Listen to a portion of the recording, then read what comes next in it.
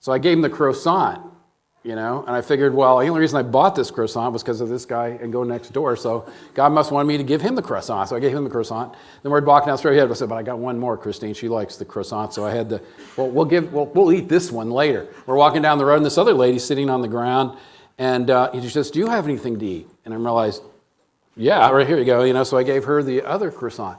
And it just hit me that God does, I just want to use the bathroom.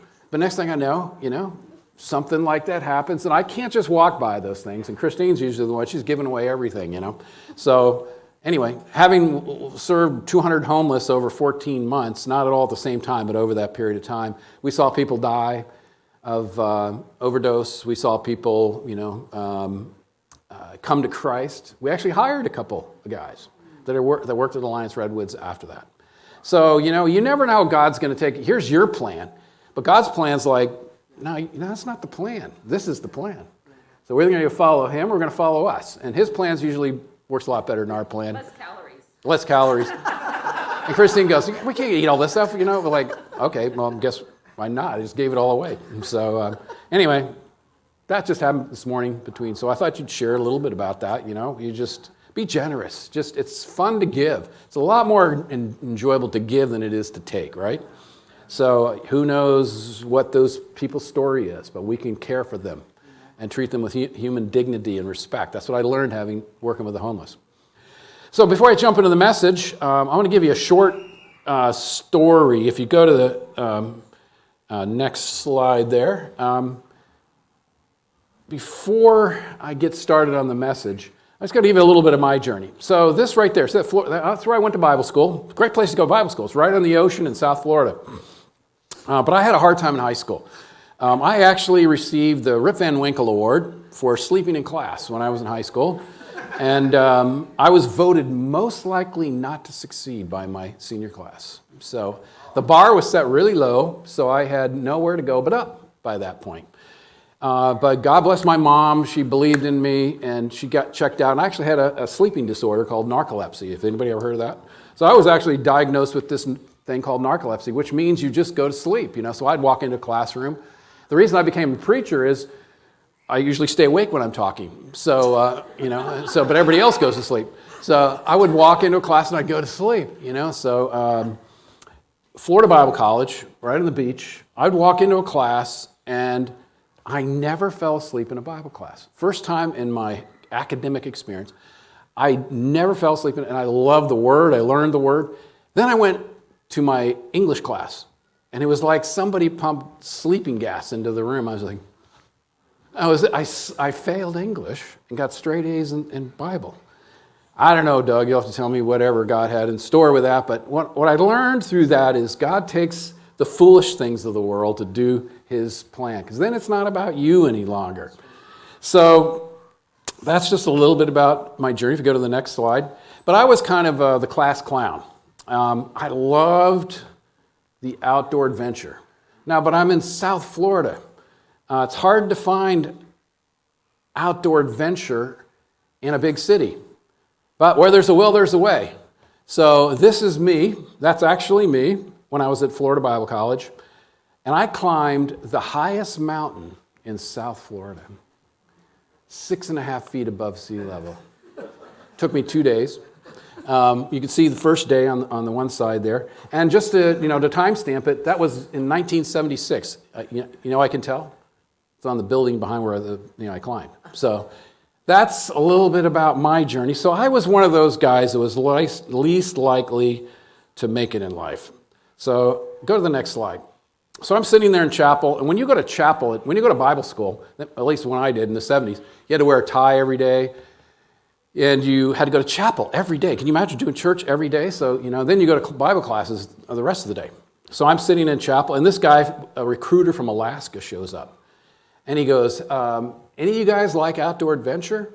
He goes, I run a camp in the Kenai Peninsula in Alaska. Now, if you come up, we don't pay you anything, but we'll give you all the moose and salmon you can eat, and you'll get to go do outdoor adventure stuff. Man, that was an offer I couldn't refuse. So me and one other guy with this beat-up old Volkswagen Bug went up there and we said, hey, we're on, sign us up. So we got in our Volkswagen Bug as soon as school was out, and we drove from Miami, Florida to Moose Pass, Alaska, which is 6,000 miles, and we did that in 10 days, so you can do the math. That was nonstop driving to Alaska. The greatest summer of my life. The drive was not so good because the car didn't make it back, so we sold the car and my parents had to buy me a plane ticket back to Bible school. But other than that, it was a glorious summer. If you go to the next slide, that's me when I was 19 years old. Now this is a real mountain. We climbed Slaughter Gulch right above the Resurrection Pass, right below on the Kenai. I spent that summer learning 3 things. I learned that I love God, I love the outdoors, and I love sharing both with other people. That was my passion. I love God, I love the outdoors, and I love sharing those things with other people. So here I am, 45 years later. That's been my unique calling. That's what I've done for the last 45 years. Went to camp, never left. So that was my unique calling that led me to where let me fast forward before I get there. Go to the next slide. So this, eventually I met my wife, who's from Florida, Christine, sitting next to me here, if you can see her there. We started an Alliance Church in a small town called Jackman, last spot before you hit Canadian border. And we got married, moved to Maine, and interesting, when I was parked on Castro Street, I did the parallel parking, and the car behind me had a Maine license plate on it. I don't think I've seen a Maine license plate since I've been in California, and it was right behind us, so I thought that was cool. The next time you go outside, keep an eye out for the trees, the wildlife, the very ground beneath your feet. You're walking not just in nature, but in a library, a laboratory, a world of solutions, innovation, and regeneration. If you see others along the way, say hello. They might be like Isabella, Roger, Matt, and June, hikers guiding their nature-inspired startups into the future. They were selected from hundreds around the world not to get away from the stress of startup life, but to join others also bringing life-friendly solutions to billion-dollar extractive industries. These innovators are bold, taking on challenges that most shy away from, just like the namesake of our program itself. While nature doesn't appear on anyone's balance sheet, it's their biggest asset. And now they're learning that accelerators can and should include slow group hikes. See, we understand that like the forest around them, sustained growth relies on making as many meaningful connections as possible. So here they are, sharing an unforgettable experience in nature. If you do come upon them, listen in. Some of them have been here before.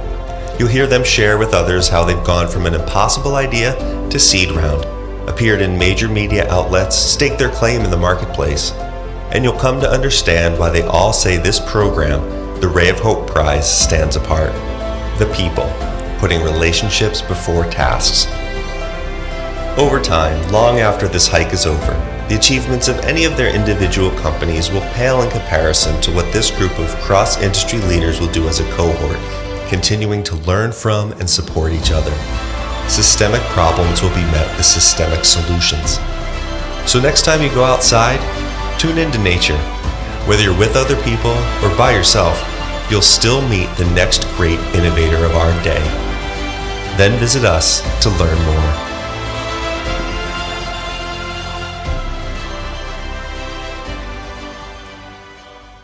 Wow. I'm telling you, my mind was blown. I took our naturalists and had them give them tours.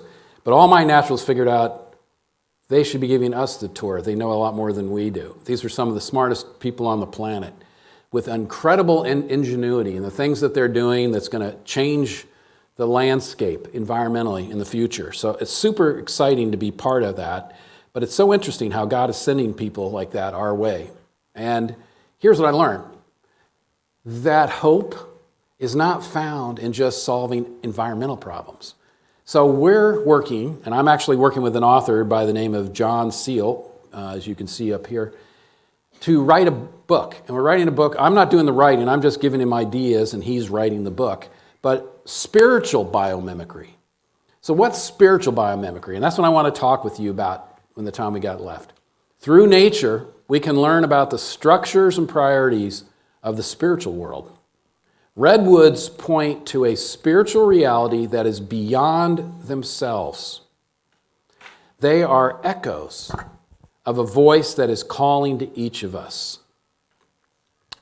Go to the next slide. So here, for an example, is a little fun fact about a redwood tree. My wife is going to be helping me because she's a better reader than I am, so I'm going to have her read some of these quotes for us.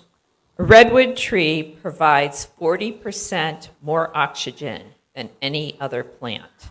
The air you breathe in a redwood forest is pure and more oxygen-rich than any other place you can go. It gives back to the wider world around it. Its very being makes the world a better place. You and I are intrinsically linked to redwoods in this way, as what we breathe out gives them life, as what they breathe out gives us life. So John is the author of a book that's titled The New Copernicans, Millennials and the Survival of the Church. And he said, after I came out and spent time in the redwoods, I need to go back and rewrite my books. So he had this epiphany in the redwood forest about the spiritual implications of a redwood forest. One of the most amazing creations of God is the giant redwoods. And we live right here in the heart of where the only ones left in the world. So if you go to the next slide, started looking at, where does the spiritual value of nature brought out most in Scripture? And here's the clarion call for anybody who's in Christian camping, like I've been for half a century, is Psalms 19. So if you have a Bible, if you want to follow along, if you want to look at, we'll be on the screen. But I'm going to be giving a translation it's called the Passion Translation, which brings out kind of the emotional side of the passage that sometimes gets missed in other translations. But basically, Psalms 19 is God's self-revelation. It says that he makes himself known. And how does he make himself known? That's what Psalms 19 is about. So the first section of Psalms 19, Christine's going to read, and it's about how he makes himself known through the created world. So Christine, if you'd read the text.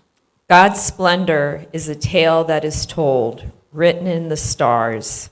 Space itself speaks his story through the marvels of the heavens. His truth is on tour in the starry vault of the sky, showing his skill in creation's craftsmanship. Each day gushes out its message to the next, night by night, whispering its knowledge to all, without a sound, without a word, without a voice being heard, yet all the world can hear its echo. So did you catch that? The title of the book they're writing is Echoes in Nature. And it's right from Psalms 19 that says that all the world hears the echo. Without a word being spoken, that echo goes out across the world. So that's Psalms 19, first section. So God's self-revelation through his created world. Go to the next slide. Then the next section, the second half of Psalms 19, I'm just going to highlight a couple again. And this talks about God's self-revelation through his word. So the world first, now this word. So Christine, you're going to read this section as well. Yahweh's word is perfect in every way, how it revives our souls. Yahweh's laws lead us to truth, and his ways change the simple into wise. Yahweh's teachings are right and make us joyful. His precepts are so pure. Yahweh's commands challenge us to keep close to his heart. The revelation light of his word makes my spirit shine radiant. So if you go to the next slide, Psalms 19 basically is God's self-revelation through his world and his word. That's how he reveals himself. So go to the next slide. So as we were just talking about earlier, we do zipline tours. During COVID, while we had 200 homeless staying in the main camp, we had 30,000 people a year come through our zipline tours from all over the world. So people want to be there just to do the zip lines in our tree houses. Even though we couldn't open the retreat facilities, you can zip through the trees during COVID, and you could stay in a tree house during COVID. So God gave us that way to keep ourselves solvent as well. But But here's what we wanted to do. We wanted to figure out, why are these people coming here? They could go anywhere. They're coming here for this experience. So our 2.5-hour tour, if you come on a zip line tour, you go tree to tree, 250 feet off the ground, 35 miles an hour, 1,500 feet long zip line in one of our courses. So it's one of the premier zip line courses in the world. People come from all over the world to experience the majesty of the redwood trees from 250 feet in the air. What's interesting about that experience is we set up before they come, there's 4 goals. If there's a recreational goal, there's a social goal, there's an I already said that, a recreational, social, educational, and spiritual. Those are the 4 goals. So we interviewed. We decided, let's find out why people are coming. So we set up a camera, and as people are coming off course, say, hey, do you mind us filming you and you telling us what made the most impact on you today through your experience of the recreational, social, educational, and spiritual? Which was the most impactful? What do you think the leading response was? Let's roll a tape, and I'll let them tell you.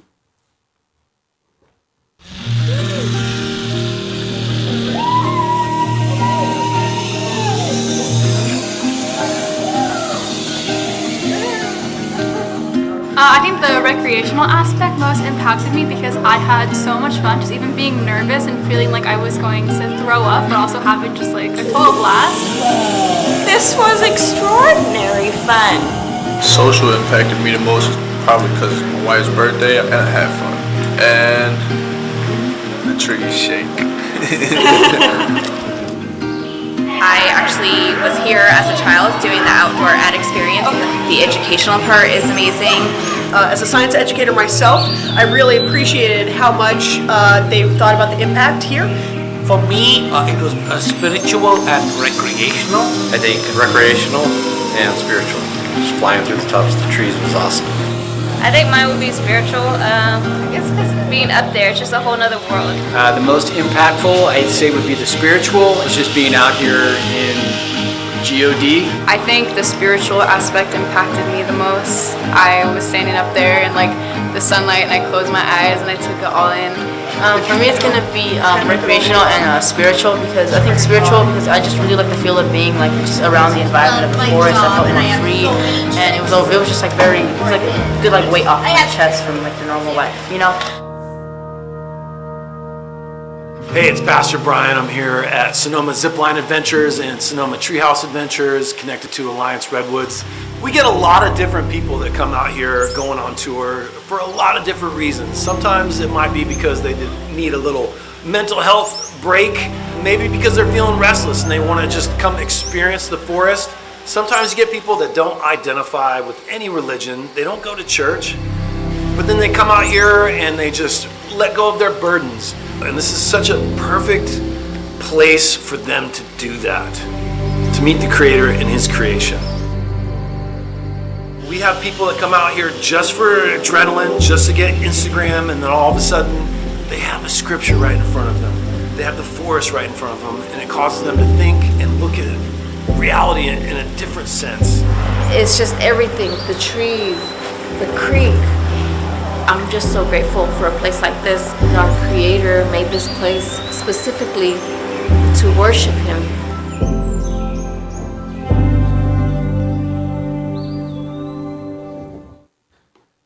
So that was eye-opening for us. Spiritual was the number one response. So what it showed us that the biomimicry says and they want to find hope. People are looking for hope. And if we go to the next slide there. Now, most of the people that come on our tour are what I call the nuns. You know who the nuns are? They're the ones that are spiritual but not religious. They don't relate. They don't affiliate with the institution of the church, but they're spiritual, and they're hungry for hope. And that's what we learned through the biomimicry group that was here. Spiritual nuns are turning to nature, not to church, to find hope. Discover truth and form connections. We talked about this over lunch after the first service is, go to a climbing gym and you'll find people hungry for connection. Just hang out, go climb together, meet other people, have this shared experience. People are hungry for connection, especially after COVID. to these spiritual nuns is the focus of what God has called us to do at Alliance Redwoods. As your representatives, as an Alliance camp, we're an extension of your church. We're your local mission to the Bay Area. And why, if you go to the next slide, why is that so important? So there's a guy I had dinner with last night, Christine and I, with his wife, Dustin Keel, and his wife, Christine. She's the executive at Google, and he runs a Silicon Valley startup, and he runs a thing called Connect Silicon Valley. And what this says is he's going out to all the high-tech industry folks here, and this is just, it's an eye chart there, but I'll read a couple of phrases from it. Silicon Valley, right here where we're sitting, is one of the most influential places on earth. But it is also one of the most challenging metropolitan areas in the U.S. to reach for Christ. Research from the Barna Group lists the Bay Area as the country's most churchless city, lowest church attendance, most de-church city, highest rate of former church attendees who no longer attend church. Similarly, tech workers, and I'll probably stop there for right now. But we have a challenge. So we're as unevangelized here in Ecotopia as we are in Ethiopia. It is unreached. I was born as an MK, I'm a missionary's kid. I was born in Morocco. We are just as unevangelized in the Bay Area as the Muslim Middle East where I was born. So the mission field is out that door. That's our biggest mission field opportunity. And so I love the fact that you're right here in the center of it. How do we reach our spiritual nun friends? We're gonna need some tools if we're gonna accomplish our founder's vision. A.B. Simpson, I just finished reading a book about him, and he said the clarion call for us in the Alliance denomination is to complete the Great Commission and bring back the King, Matthew 24:14. When this gospel of the kingdom is preached to all people groups, then the end will come. So that's what we're about, right? We're all on mission. There's not a one of us in this room that's not on mission. You know, the mission is your next door neighbor, your friend, that person, the homeless person on the street that God gives you opportunity with. So go to the next slide. But you need some tools in your tool belt to do that effectively. So I started researching this, and I said, you know what? A perfect example of this is found in the book of Job. I'm personally studying the book of Job right now. So how do we face this God-sized challenge of reaching our spiritual nun friends? So let's consider Job's epistemological journey through nature. Epistemology, just if you don't know, in philosophy, that means, how do I know that I know? How do you know it's truth? Where do I find truth? Everybody's groping for truth. So Job was on his journey through nature. And it gives us clues on how to respond to our spiritual nun friends that we rub shoulders with every day. If you've read the story, if you haven't read the story, it's a great read. The book of Job, it's one of the poetical books. And it's a story of God choosing Job to go through some terrible suffering and to have this epic confrontation. And he had three friends, Eliphaz, Zophar, and Bildad the Shuhite. Did you know that Bildad the Shuhite is the shortest man in the Bible? So that's a joke. No. So Bildad the Shuhite and his three friends debated endlessly with Job for 30 chapters. Just blah, blah, blah, blah, blah, blah, blah. And they're just, the more they talked, the less they said. But it's all recorded in the Bible. Go to the next slide. We're going to look at that. And here's basically what they were. They were on a quest for truth. And Job would retort every time one of his friends would say something kind of lame, and he would retort what they were saying. So this is Job's first response. And before he reads it, this is Job the naturalist speaks. Now keep this in mind. This was written 400 years. Most scholars believe that the book of Job is the oldest book in the Bible. 400 years before Moses wrote the law. That means Job had no Bible, no chapter and verse to find truth from. Where did he find truth from? Well, this gives us some hints. So this is Job the naturalist speaking, and Christine will read what he said. But ask the animals, and they will teach you, or the birds in the sky, and they will tell you, or speak to the earth, and it will teach you, or let the fish in the sea inform you. Which of all of these does not know that the hand of the Lord has done this? In his hand is the life of every creature and the breath of all mankind. So Job the naturalist is seeking, his epistemological journey first stop was empiricism. Truth is discovered by what we experience with our senses. When I just rolled out of the interviews of the people that came, do you remember the one guy goes, yeah, I'm here, it's spiritual. And he says, and he goes like this, G-O-D.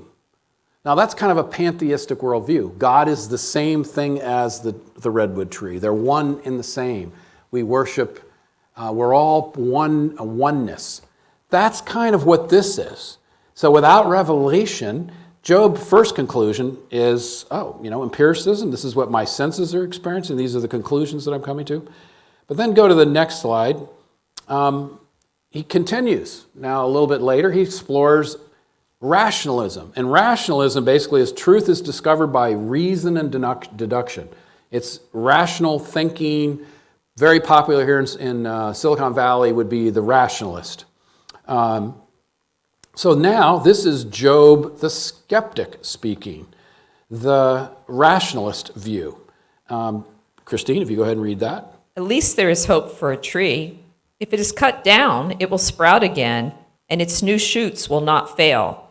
Its roots may grow old in the ground, and its stump die in the soil, yet at the scent of water it will bud and put forth shoots like a plant.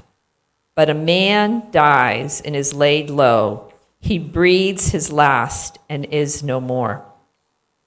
So Job the skeptic concludes that his deduction is a false conclusion. It's nihilism, fatalism, not nihilism, fatalism. He concluded, hey, the trees, if they die, and if you see this in a redwood tree, it'll just sprout another right out of the root system. It'll just sprout another, and it'll keep growing. That's what he observed. But he goes, not man. He's died, he's laid in the ground, he breathes his last, and that's it. And that's the end. Well, that's a wrong and erroneous conclusion. So here's Job and his friends groping around, trying to find truth. And this is a very interesting, to go to the next slide.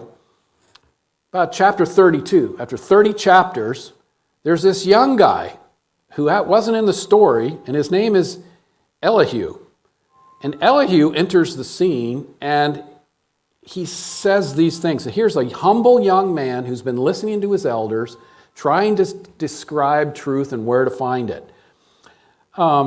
What's interesting about this young man is he wasn't included by God in the rebuke, because God rebukes later on the three friends, but he does not rebuke Elihu, the fourth guy. I want you to hear what he thought. And so, Christine, go ahead and read both of these verses by Elihu. So Elihu, son of Barachel, the Buzite, said, I am young in years, and you are old.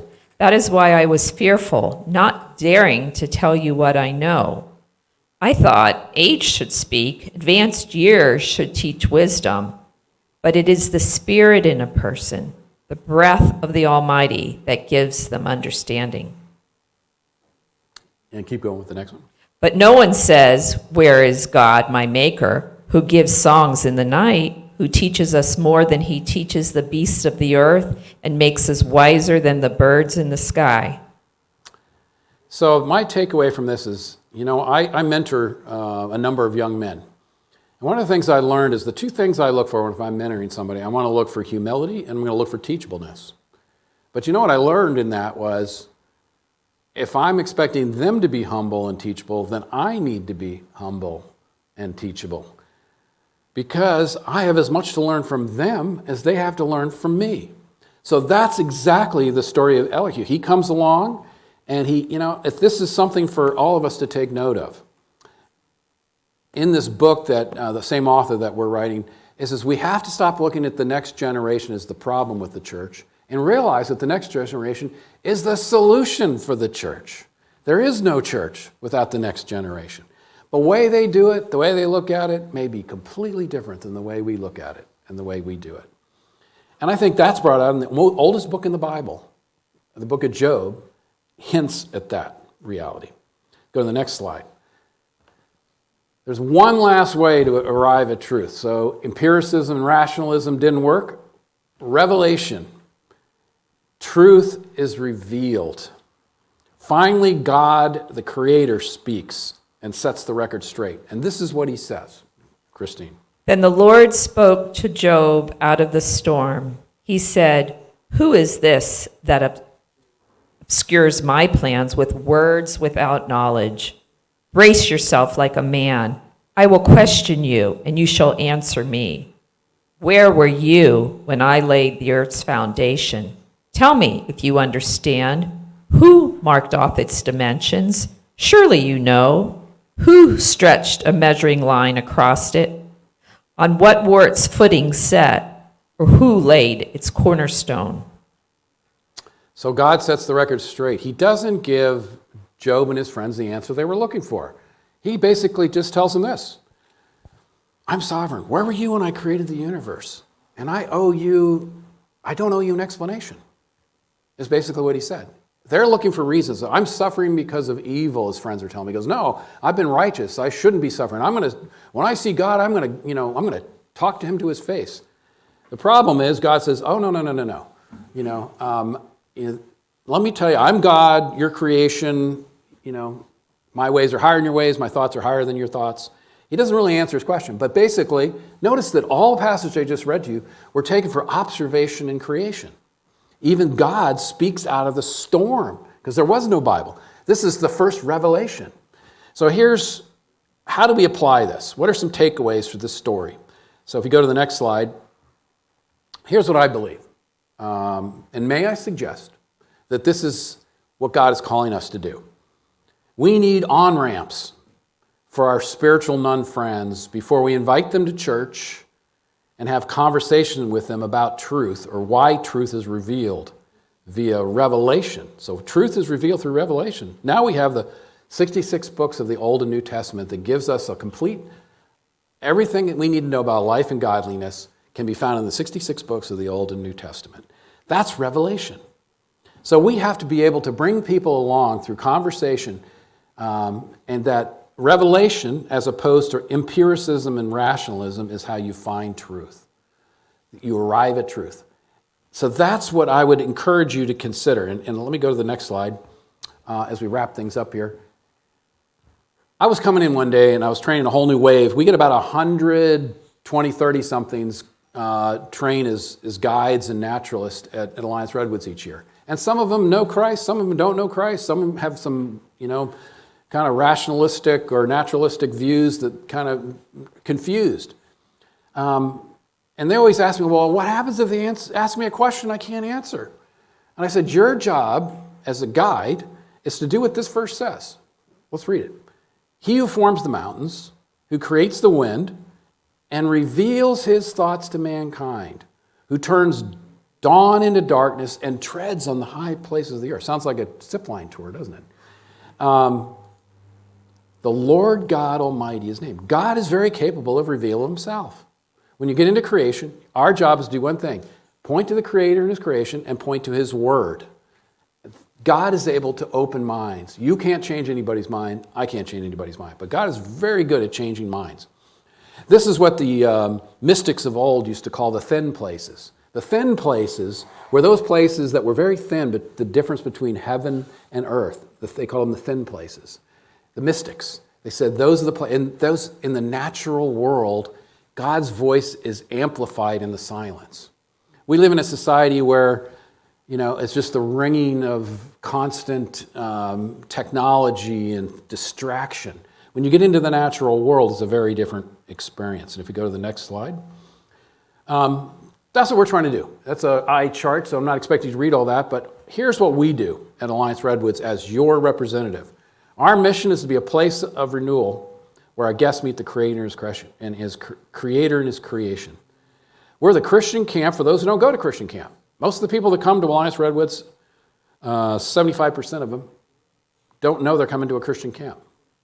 because if they knew it was a Christian camp, they probably wouldn't come. So what do we do when they get there? Our identity is provide a Christ-centered community, creating sacred space. A Christ-centered community providing sacred space. And we do that through service as tall as our trees. And here's our strategy. If you want to know what the secret sauce of the gospel is, hospitality. Turning strangers into friends by partnering with the church, which is what we're doing here, and serving as an extension of the church. So that when they come, they have a positive experience with Christ's followers. That they leave there, if you go there sometime, you look at our zipline tours, and I read the Yelp responses. And here's, what the lady goes, yeah, they were Christians, but they were cool. It's like, I guess we're not that cool. But that's kind of the prevailing view out there.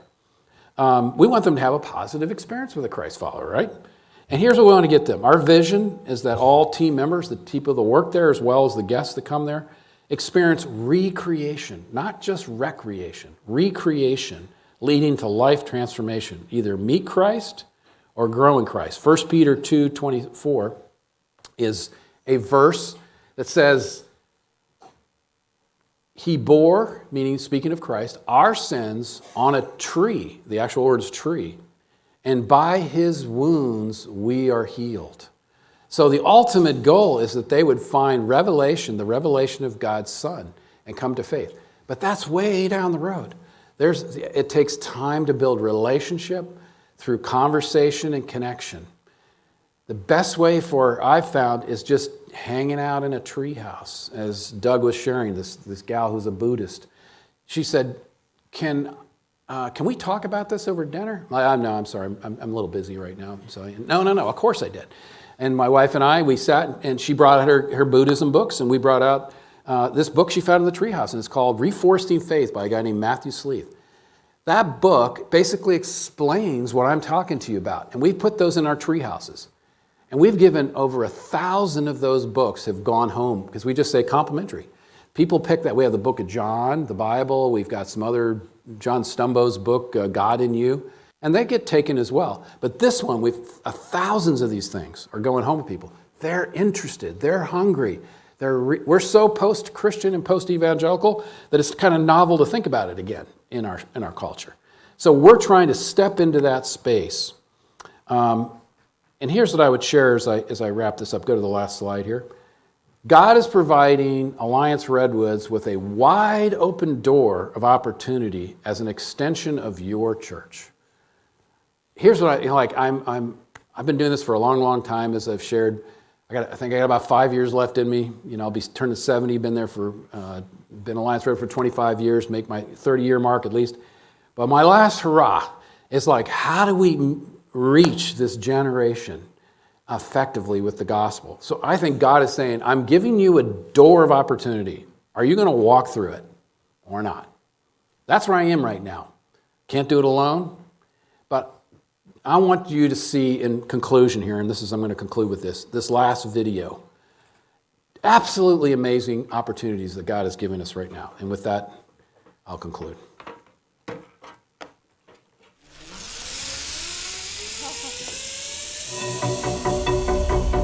Good morning and welcome to WWDC. Let's start with collaboration. Let me show you how it works. I've been talking to the team about an upcoming offsite. We already did this last year, but ziplining looks cool. I can find my way through the trees. So if you're looking for me, I'll be here in the streets. It's time for Let's Make a Deal.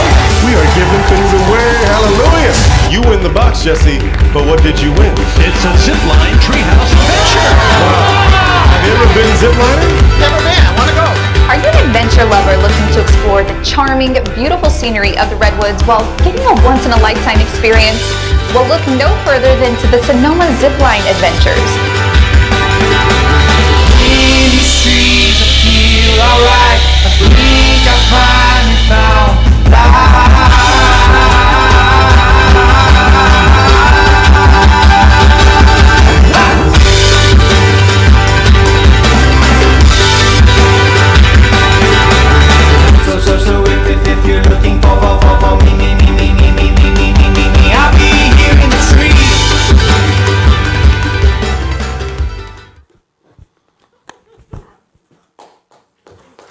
Wasn't that pretty amazing of what God is doing?